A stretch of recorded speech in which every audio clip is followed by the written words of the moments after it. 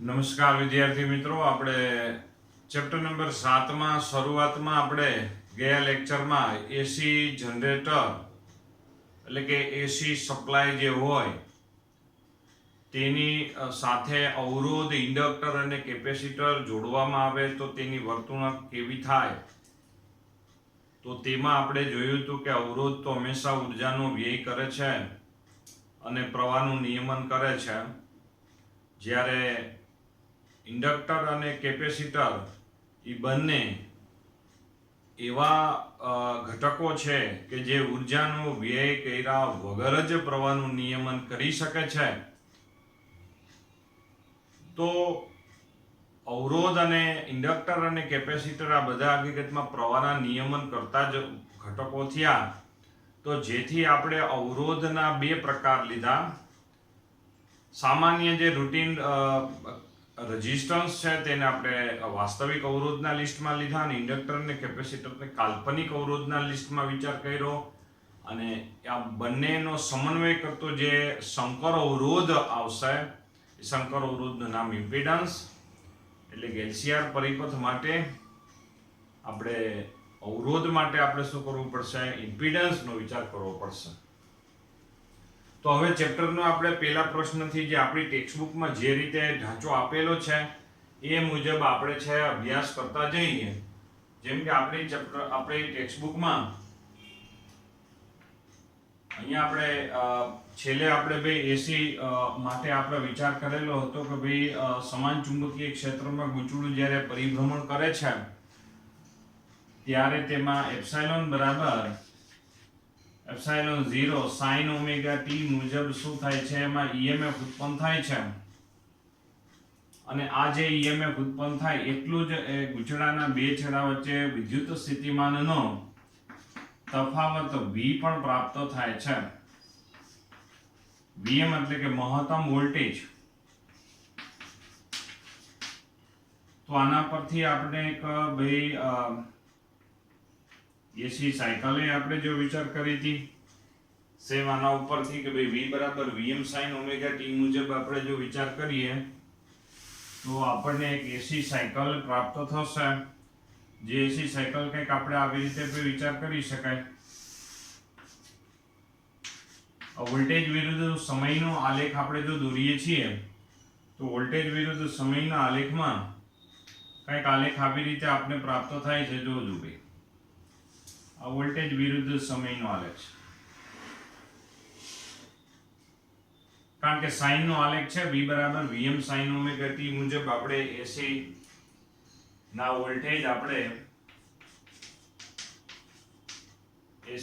Voltage અથવા તો પીડીએમ લખીએ તો ચાલે. V બરાબર Vm એટલે કે મહત્તમ વોલ્ટેજ. તો આ થઈ ગયું આપણા માટે ભાઈ મહત્તમ વોલ્ટેજ. અહીંયા આપણે લખીએ છીએ Vm વડે આપણે દર્શાવીએ છીએ. જોજો ભાઈ, અથવા તો આનો કંપ વિસ્તાર કહેવાય. એસી સાયકલ જે આપણે વિચાર કરીએ છીએ આ એનો શું છે? કંપ વિસ્તાર છે અથવા તો એના મહત્તમ વોલ્ટેજ છે. બરાબર, એનો કંપ વિસ્તાર Vm એટલે આપણા માટે કંપ વિસ્તાર કહેવાય. અથવા તો આપણે શું કહી શકાય? Vm એટલે કે કંપ વિસ્તાર. જે એસી સાયકલ આપણને જે પ્રાપ્ત થાય છે એનો આપણે આ કંપ વિસ્તાર અથવા તો આપણે શું કહી શકાય? મહત્તમ વોલ્ટેજ છે. વોલ્ટેજનું મૂલ્ય સતત છે, વધશે પાછો ઘટશે, ઘટીને 0 થાય પણ વિરુદ્ધ દિશામાં વધે. એટલે કે માની લ્યો કે એસી જનરેટરના બે છેડા છે, તો માની લ્યો કે આ છેડો ધન છે, આ છેડો ઋણ છે. અને શરૂઆતમાં વોલ્ટેજ વધે મહત્તમ થાય ને પાછું ઘટે 0 થાય. પછી વિરુદ્ધમાં એટલે શું થશે? વિરુદ્ધમાં એટલે એવું થશે કે આ છેડો ધન થઈ જશે અને આ છેડો ઋણ થઈ જશે. પછી વધે અને મહત્તમ પાછું ઘટે 0. ઉલટ સુલટ થયું. આ શું કહેવાય? આને આપણે ઉલટ સુલટ કહેવામાં આવશે, એટલે અલ્ટરનેટિવ કહેવામાં આવશે. બરાબર. તો આવા જે એસી સપ્લાય છે આપણી, કે આ જે એસી જનરેટરમાંથી બે છેડા બહાર આવતા હોય તો પહેલી અડધી સાયકલ દરમિયાન માની લ્યો કે અહીંયા કોઈ પરિપથ છે, તો પહેલી અડધી સાયકલ દરમિયાન પ્રવાહ આમથી આમ આવતો હોય, બે છેડા છે. બરાબર. અને બીજી અડધી સાયકલ દરમિયાન આમથી આમ પ્રવાહ આવતો હોય, એવું આપણે વિચાર કરી શકાય. ઉલટ સુલટ પ્રવાહ અને ઉલટ સુલટ આવી રીતે વોલ્ટેજ છે, એસી સાયકલ માટે આપણે વાત છે. હવે આપણે શું કરવાના છે, આજે આપણે પ્રશ્ન નંબર 1 માટે જો વિચાર કરીએ તો પ્રશ્ન નંબર 1 શું છે આપણા માટે કે ભાઈ અવરોધ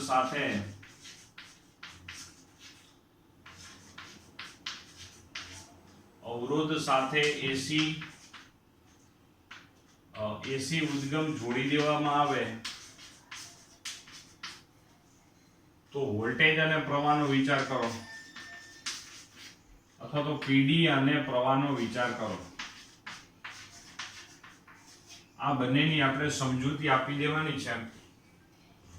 તો વોલ્ટેજ માટે તો આપણી પાસે વાત છે ફિક્સ કે V બરાબર Vm sin ઓમેગા t છે. આપણે ધારો કે એક અવરોધ સાથે ધારો કે આ થયું એસી ઉદ્ગમની આ શું થઈ ગઈ સંજ્ઞા, આ એસી ઉદ્ગમની સંજ્ઞા અને આ જોડી દીધો છે તેની સાથે એક અવરોધ R આપણે જોડી દેવામાં આવેલ છે. અવરોધ R છે એસી ઉદ્ગમ સાથે.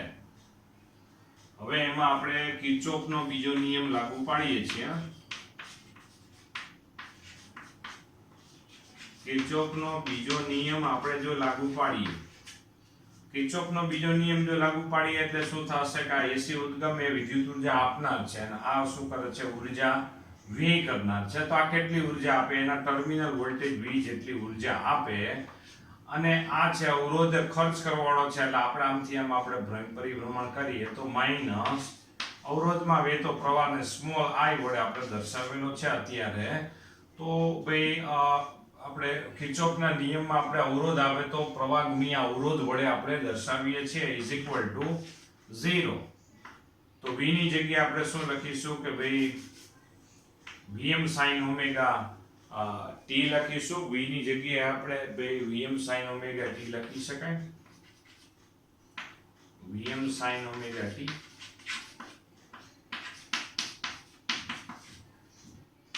તો અહીંયા ને આપણે આ બાજુ લઈ જાય તો અહીંયા આવશે ભાઈ Vm sin omega t is equal to small ir. એમાં I ને આપણે કરતા બનાવી દેવામાં આવે તો I ને કરતા બનાવી દેવામાં આવે R છેદમાં વયો જાય તો Vm ના છેદમાં R sin omega t. Vm એટલે મહત્તમ PD ના છેદમાં અવરોધ. મહત્તમ PD ના છેદમાં અવરોધ એટલે આપણા માટે મહત્તમ પ્રવાહ. મહત્તમ PD ના છેદમાં અવરોધ એટલે આપણા માટે થાય મહત્તમ પ્રવાહ થશે. તો આ થઈ ગયું આપણા માટે Im.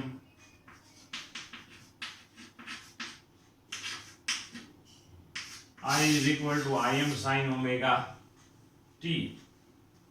I બરાબર Im sin omega t. આવી રીતે I is equal to Im sin omega t. તો અહીંયા છે આપણે પ્રવાહ માટે આવી રીતે વિચાર કરી શકાય. જો એ પ્રવાહ માટે હું ઓરેન્જ કલરથી પિંક કલરથી દર્શાવી દઉં. જોવું જોઈએ આ પ્રવાહ માટે આપણે જો દર્શાવીએ છીએ તો અહીંયા છે પ્રવાહ માટે આવી રીતે જોવું જોઈએ. આ વિચાર કરી શકાય.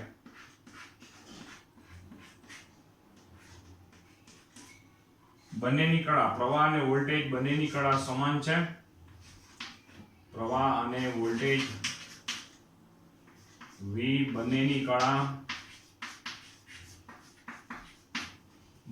કળા સમાન છે. કળા એટલે કે ઓમેગા ટી ને આપણે કળા કહેવાય. આ જે થીટા છે એ આપણી કળા છે.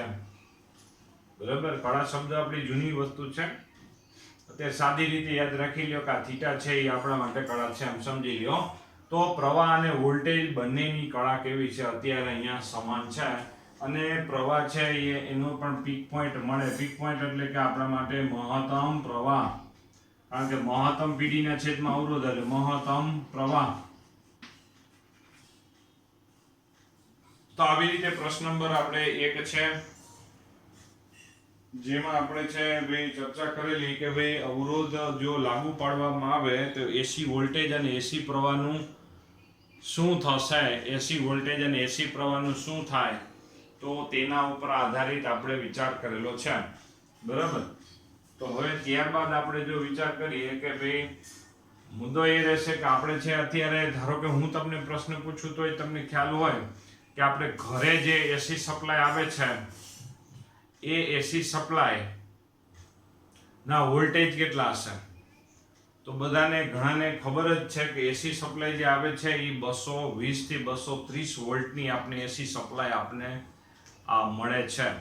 તો પ્રશ્ન એ છે કે એસી સપ્લાયના વોલ્ટેજ સમય સાથે તો સતત બદલા રાખતા હોય છે, તો આ જે લોકો મૂલ્ય કે છે કે 230 વોલ્ટ મૂલ્ય, તો એ કયું? તો હકીકતમાં વાત એવી છે કે આપણે જો વ્યવહારમાં ઉપયોગી વિચાર કરવા માટે, એનો ઉપયોગ કરવા માટે આપણે છે આનો સરેરાશ લેવો પડે. પણ જો તમે સમજી શકો કે આનો સરેરાશ શૂન્ય થાય, પ્રવાહ અને વોલ્ટેજનો સરેરાશ એક આવર્તકાળ દરમિયાન સરેરાશ એક આવર્તકાળ દરમિયાન સરેરાશ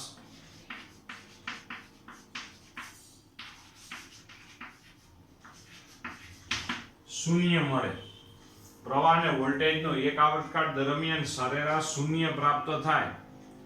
પ્રવાહ અને વોલ્ટેજ બંનેનો એક આવર્તકાળ દરમિયાન, એક સાયકલ દરમિયાન આવર્તકાળ છે એ આપણે શૂન્ય, એક સાયકલ દરમિયાન સરેરાશ લ્યો તો શૂન્ય મળે. તમે જોઈ શકો કે અડધી વેલ્યુ પ્લસ આવે, અડધી માઇનસ આવે, એટલે ટોટલ 0 થઈ જશે એક સાયકલ દરમિયાન.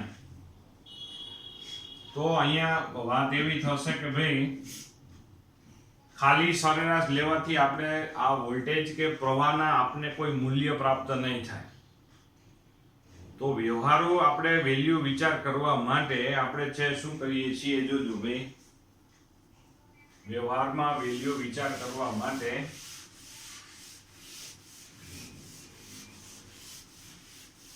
આપણે રૂટ મીન સ્ક્વેર એટલે કે આરએમએસ પ્રવાહ આપણે લઈએ છીએ. રૂટ મીન સ્ક્વેર એટલે કે આરએમએસ પ્રવાહ આપણે લઈએ છીએ.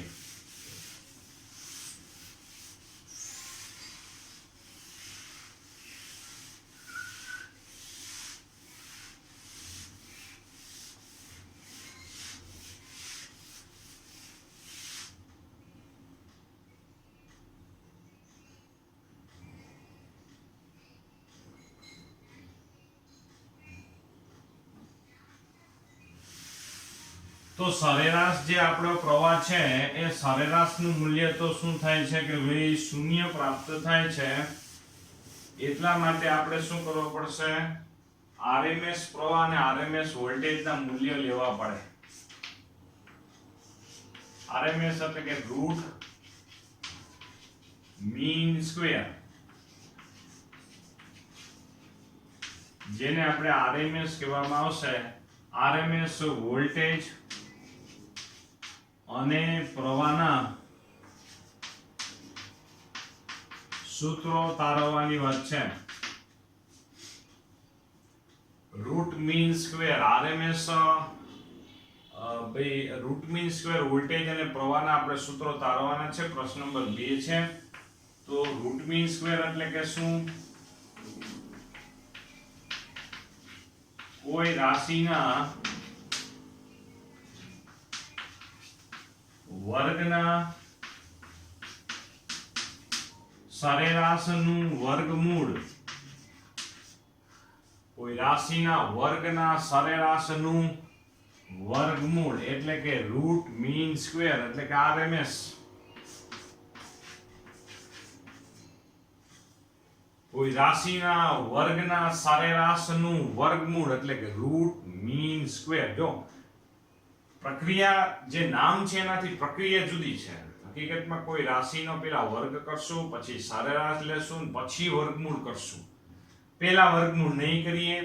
જો આમાં નકર નામ પ્રમાણે ઘણા વિચાર કરે કોઈ રાશિનો પેલા કે વર્ગમૂળ કરો, પછી સરેરાશ લ્યો ને પછી એનો વર્ગ લ્યો. એમ નથી કરવાનું. રાશિનો પેલા વર્ગ કરવાનો, પછી સરેરાશ લેવાનો અને પછી એનું વર્ગમૂળ લેવાનું. એ રૂટ મીન સ્ક્વેર વેલ્યુ છે.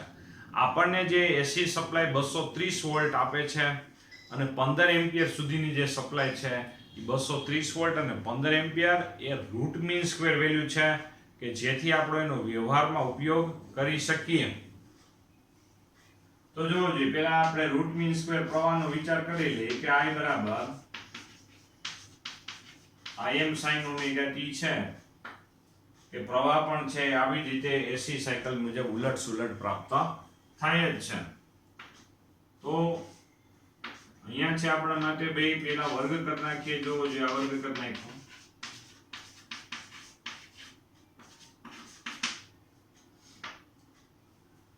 પછી આ વર્ગ થઈ ગયા પછી આપણે એક ભાઈ સરેરાશ આપણે લઈ લઈ. આ તો ભાઈ સામાન્ય રીતે સરેરાશ એટલે સરવાળો ભાગ્યા એટલી વેલ્યુ, બરાબર. તો આ છે સરેરાશ માટે આપણે જો વિચાર કરીએ તો આનો સરેરાશ,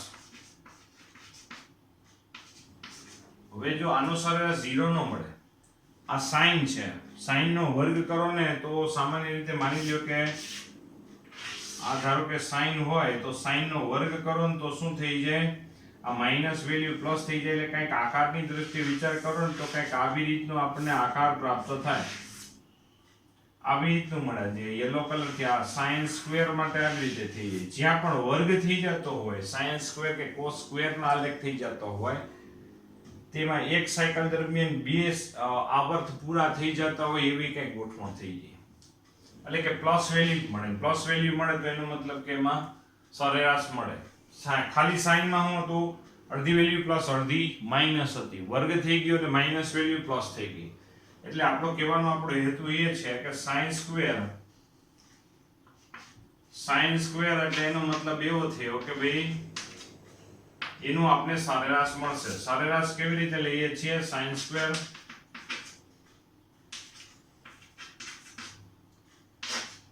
સ્ક્વેર ઓમેગા t એનું આપણે ધારો કે સરેરાશ લઈએ છીએ તો કેવી રીતે ભાઈ એક સાયકલ દરમિયાન આ sin સ્ક્વેર ઓમેગા t નો સરવાળો. પણ એના માટે એક ત્રિકોણમિતિનું સૂત્ર યુઝ કરીએ છીએ. જોજો પહેલા sin સ્ક્વેર ઓમેગા t એટલે 1 minus cos 2 omega t by 2 થાય.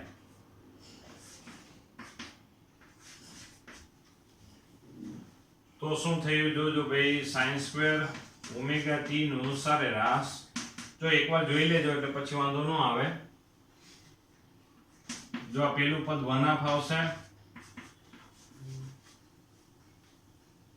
પછી સરેરાશ લેવાનું હોય તો આપણે શું કરવાનું, આ 0 થી t એટલે એક સાયકલ દરમિયાન સરવાળો કરવાનો અને પછી એના આવર્તકાળ વડે શું કરવાનું હોય, ભાગી નાખવાનું હોય,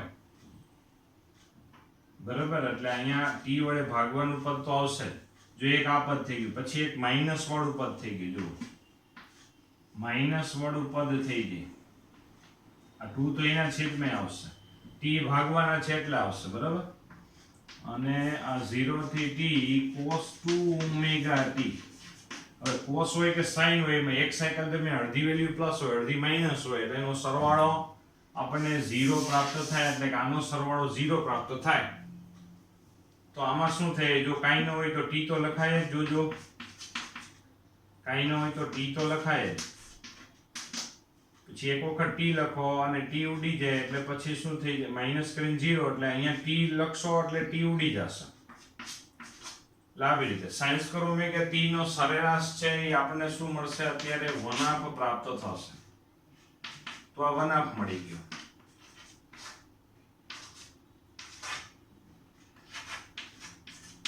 કોઈ રાશિનો પેલા વર્ગ કર્યો, પછી સરેરાશ એટલે એક સાયકલ દરમિયાન સરવાળો કર્યો અને એને પછી બે વડે સરવાળો કરીને પછી એને એક સાયકલનો સમય એટલે આવર્તકાળ વડે ભાગી નાખ્યો.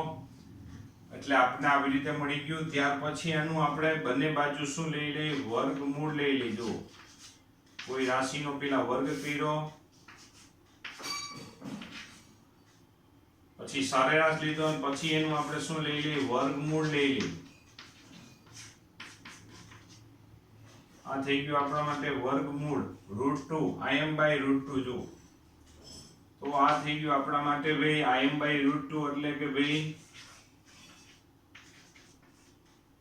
IRMS કોઈ રાશિના વર્ગના સરેરાશનું વર્ગમૂળ એટલે કે રૂટ મીન સ્ક્વેર, એટલે કે રૂટ મીન સ્ક્વેર થઈ જાય. IRMS બરાબર Im by √2. આવી રીતે આપણે વિચાર કરી શકાય. મહત્તમ તો એવી રીતે વોલ્ટેજ માટે પણ આપણે વિચાર કરી શકાય.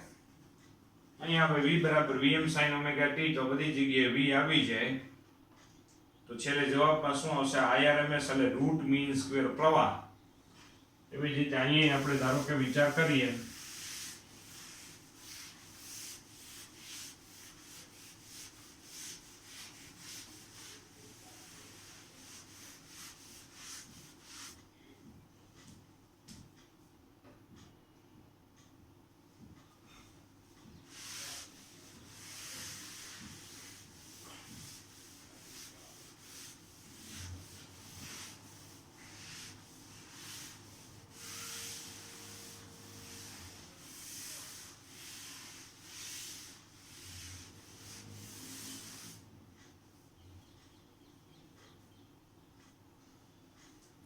તો એવી જ રીતે આપણે VRMS બરાબર Vm/√2 આપણે વિચાર કરી શકાય. જે આપણને અહીંયા 230 વોલ્ટ કહે છે તે આપણે RMS વોલ્ટેજ છે, એટલે કે આપણા વોલ્ટેજનો જે પીક પોઈન્ટ હોય તે કેટલો હોય? તો 230 ને √2 વડે ગુણી નાખો તો આપણે મહત્તમ વોલ્ટેજનો આપણે પીક પોઈન્ટ પ્રાપ્ત થશે.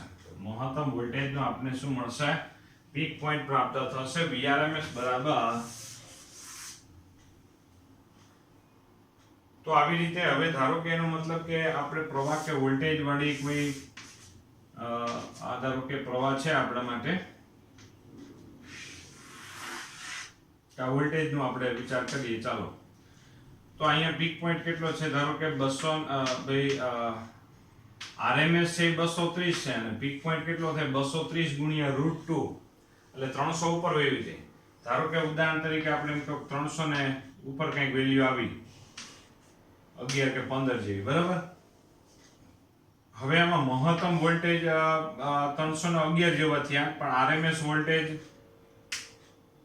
230 એટલે એના કરતા ઓછા, એટલે કે RMS વોલ્ટેજ આવી રીતે જો આલેખ દર્શાવેલો છે, આ 230 જો આવી રીતે પ્રશ્ન નંબર 2 માં પણ આલેખ દર્શાવ્યો છે. જે AC સાયકલ હોય એની આપણે છે રૂટ મીન સ્ક્વેર વેલ્યુ લઈએ તો આવી રીતે એક વેલ્યુ પ્રાપ્ત થાય, એટલે કે મહત્તમ કરતા √2 માં ભાગની છે એક વેલ્યુ મળે, RMS વેલ્યુ મળે, અને તે RMS વેલ્યુ આપણે વ્યવહારમાં બધી જગ્યાએ ઉપયોગ કરી શકાય, જેથી આપણે લેવડ દેવડ કરી શકાય.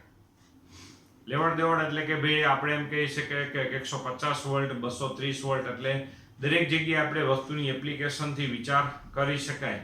કંઈ આપણે આમ તો ન કહી શકીએ કે ભાઈ ધારો કે JAC સાયકલની મહત્તમ વેલ્યુ 311 હોય એવું અમારે જોઈએ, તો એક અવ્યવહારુ વાત થાય. એટલે કે બિઝનેસ પર્પસ અને લોકો છે એનો બરોબર ઉપયોગ કરી શકે, એટલા માટે AC માં આપણે છે વોલ્ટેજ અને પ્રવાહ છે એ RMS તરીકે લઈએ છીએ. ઘણા એવો પ્રશ્ન પૂછે છે કે આપણે છે અહીંયા AC સપ્લાયની આવૃત્તિ 50 હર્ટ્ઝ યુઝ કરીએ છીએ અને અમેરિકાવાળા 60 હર્ટ્ઝ યુઝ કરે છે. તો પહેલેથી એ લોકો છે ભાઈ આપણે જે ઇન્સ્ટ્રુમેન્ટ બનાવીએ છીએ અહીંયા જે લોકલ એ બધા છે 50 હર્ટ્ઝની આવૃત્તિ માટે આપણે બનાવીએ છીએ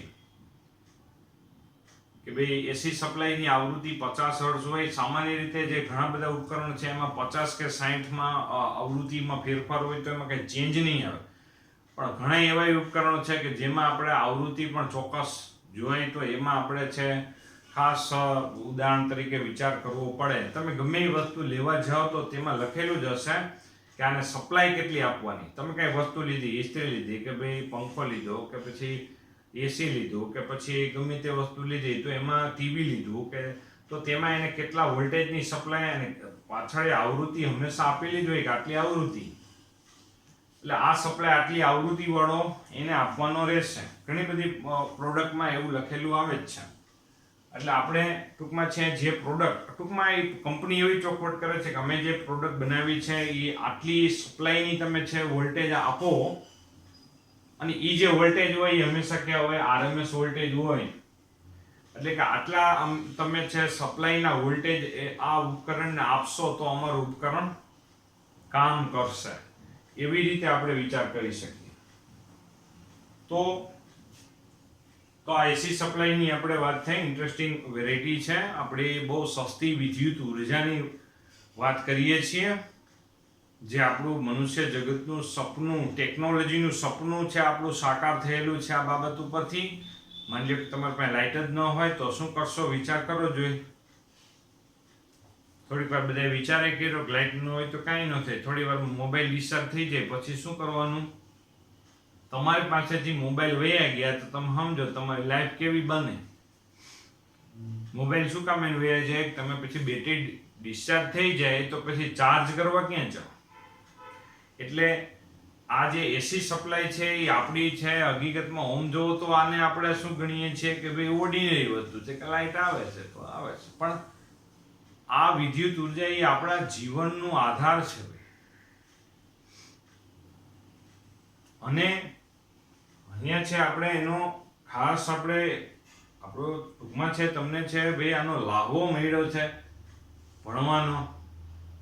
ભણવાની વાત કરતા એક એડવાન્સ વાત કરીએ કે આ તમને લાભો મળે છે ભણવાનો, કે તમારા કોર્સમાં છે કે એસી અલ્ટરનેટિવ કરંટને આપણે સમજવાનું કેવી રીતે, બરોબર?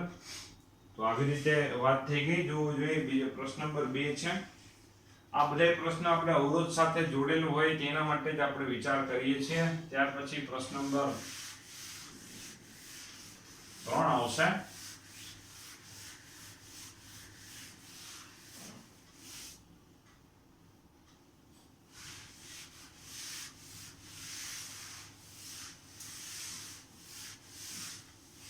પ્રશ્ન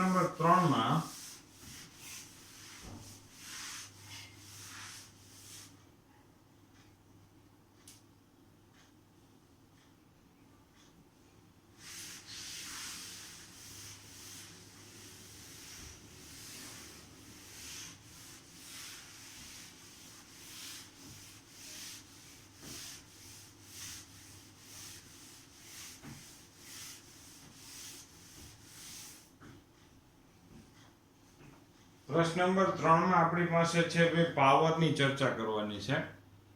પ્રશ્ન નંબર 3 માટે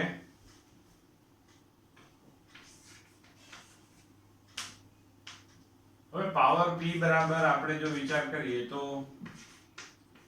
અહીંયા પ્રવાહની સંજ્ઞા સ્મોલ I વડે દર્શાવેલી છે. I2R છે. પ્રવાહ એ સમયનું વિધેય છે. હવે અહીંયા પ્રવાહ છે સમય સાથે સતત બદલ્યા કરતો હોય તો પાવરના મૂલ્ય આપણે પાવર એ વ્યવહારુ યુઝ કરવો પડે કે ભાઈ અમારે છે આટલા વોલ્ટેજની સપ્લાય વાળી તમને ખબર હોય ઉપકરણ હોય તો તે ઉપકરણમાં વોલ્ટેજ એ લખ્યા હોય ભેગો પાવર એ લખ્યો હોય. બલ્બ લેવા જાવ તો આપણે તરત જ કહીએ છીએ કે અમારે 40 વોટના, વોટ એટલે પાવરનો એકમ છે, બરાબર?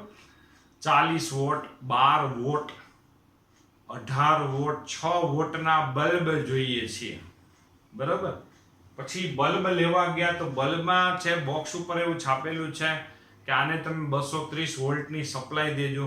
230 વોલ્ટ 50 હર્ટ્ઝ એવું લખેલું છે. એનો મતલબ કે આ બલ્બને ચાલુ કરવા માટે ભાઈ તમારે 230 વોલ્ટ RMS વેલ્યુ વાળી એસી સપ્લાય આપવી પડે. તો અહીંયા જે પાવરના જે વેલ્યુ આપણે વિચાર કરીએ છીએ કે જે કે ભાઈ આપણે આ બલ્બ છે એ 12 વોટનો બલ્બ છે. હવે અહીંયા પ્રવાહ છે એ હકીકતમાં સમય સાથે સતત બદલતો જ રહે તો પાવરના મૂલ્ય સમય સાથે બદલતા રહે. એમાં છે એક સેકન્ડની અંદર 50 સાયકલ આની પૂરી થઈ જતી હોય તો પાવરની વેલ્યુ ઘણી સાયકલ પૂરી થઈ જાય. તો કહેવાનો મારો હેતુ એ છે કે આપણે પાવરની વેલ્યુ લેવી કઈ સમય સાથે જે વેલ્યુ સતત બદલાતી હોય તો એટલા માટે આમાંય આપણે શું કરવો પડશે? સરેરાશનો વિચાર કરવો પડશે. આનો આપણે રૂટ મીન સ્ક્વેર વેલ્યુ નહીં લેવું પડે, ખાલી સરેરાશ લઈ લેશું પણ તોય ચાલશે. એટલે એસી માટે આપણે શું લેશું? સરેરાશ પાવર. તમે જે બોલો છો, યુઝ કરો છો રૂટીન જે જિંદગીમાં કે ભાઈ 12 વોટનો અમે બલ્બ લઈ આવ્યા છીએ કે ભાઈ 100 વોટનો આપણે વિદ્યુત ગોળો પીળા કલરના આવતા, બરાબર? કે ભાઈ અમે 100 વોટનો બલ્બ લઈ આવ્યા તો એ 100 વોટ એટલે કે એ RMS સરેરાશ પાવર છે, બરાબર? તો અહીંયા છે પાવર ફરીથી કહીએ કે I બરાબર આપણી પાસે શું છે કે ભાઈ I બરાબર પ્રવાહ બરાબર ભાઈ આ Im sin ઓમેગા t છે. તો અહીંયા આપણે લખી નાખીએ તો અહીંયા શું આવશે? Im square sin square omega t r એવી રીતે લખી શકાય. આ પાવર સમય સાથે આ પદ સતત બદલા કરશે. હવે પહેલી વાત છે કે આ વર્ગવાળું પદ છે sin સ્ક્વેર છે. હમણાં જ આપણે ચોખવટ કરી કે sin સ્ક્વેર નો છે જે વર્ગ કરો એટલે માઇનસ વેલ્યુ બધી પ્લસ થઈ જાય એટલે આમાં બધી પ્લસ વેલ્યુ જ આવે. ખાલી સરેરાશ લ્યો તો આનો જવાબ 0 પ્રાપ્ત ન થાય. એટલે ખાલી સરેરાશ લેશું. આમાં પાવર માટે આપણે સરેરાશ વિચાર કરવાની જરૂર રૂટ મીન સ્ક્વેર વિચાર કરવાની જરૂર નથી. ખાલી આપણે સરેરાશ લઈ લેશું તો પણ ચાલશે. તો સરેરાશ પાવર, મહત્તમ પ્રવાહ, અવરોધ, આ તો બધા શું છે ભાઈ, એક પીક પોઈન્ટ મહત્તમ પ્રવાહ એટલે કે એસી સાયકલ માટે મહત્તમ પ્રવાહ એટલે અચળ વેલ્યુ કહેવાય. તો sin² ઓમેગા ટી, હમણાં જ આપણે વાતો કરી હતી કે sin² ઓમેગા ટી નો સરેરાશ છે શું મળે છે ભાઈ, 1/2 મળે છે. હમણાં જ આપણે લખ્યું હતું. તો 2 ને આપણે આ બાજુ આપી દઈએ તો શું આવશે જોવો જોઈએ. તો સરેરાશ પાવરની એક બીજી પણ સંજ્ઞા છે, આવી રીતે લખી શકાય. સરેરાશ પાવરને આવી રીતે પણ લખાય અથવા તો આમ p ઉપર બાર કરીને પણ સરેરાશ પાવરની સંજ્ઞા દર્શાવી શકાય. સંજ્ઞા યાદ હોવી જરૂરી છે, નહીતર શું થાય કે આપણે ઘણી વખત જોયા કરીએ કે આ શું છે, બરાબર. એટલા માટે બંને સંજ્ઞા આપણે ખબર હોવી જરૂરી કે ભાઈ આ સરેરાશ પાવરની સંજ્ઞા. હમણાં જ આપણે જોયું હતું કે ભાઈ IRMS બરાબર ભાઈ મહત્તમ પ્રવાહના છેદમાં √2. તો અહીંયા મહત્તમ પ્રવાહનો વર્ગના છેદમાં 2 એટલે એનો મતલબ શું થાય કે ભાઈ IRMS નો રૂટ મીન સ્ક્વેર પ્રવાહનો આ શું થયો હકીકતમાં ભાઈ વર્ગ થઈ ગયો છે. તો Im²/2 ની જગ્યાએ આપણે શું લખી શકાય, જે અહીંયા બે આ મહત્તમ પ્રવાહ આની જગ્યાએ લખી શકાય IRMS. ટૂંકમાં છે આપણે પાવર માટે જે સમીકરણો પેલા વિચારતા એવા જ સમીકરણ I²R, તમને યાદ હોય તો કે અવરોધમાં વ્યય થતો પાવર આપણે I²R લેતા. હવેથી આપણે અહીંયા I એટલે શું છે, RMS પ્રવાહ. તે ડીસી જે પરિપથ હતા એમાં પ્રવાહ સમય સાથે અચળ હતા. હવે અહીંયા પ્રવાહ સમય સાથે અચળ નથી, તો એની જગ્યાએ આપણે RMS વેલ્યુ લેવી પડે છે. I²R જ થયું, પણ એમાં જે પ્રવાહ છે એ કેવો છે, રૂટ મીન સ્ક્વેર વેલ્યુ છે. તો અહીંયા સુધી આપણે આજની ચર્ચા રાખીએ છીએ. બરોબર, તૈયારી કરતા રહેજો. ચેપ્ટરની શરૂઆતમાં બરોબર છે તૈયારી બધાએ જાળવી રાખવી એટલે વાંધો ન આવે, નહીતર પછી આ ભેગું થઈ જાય.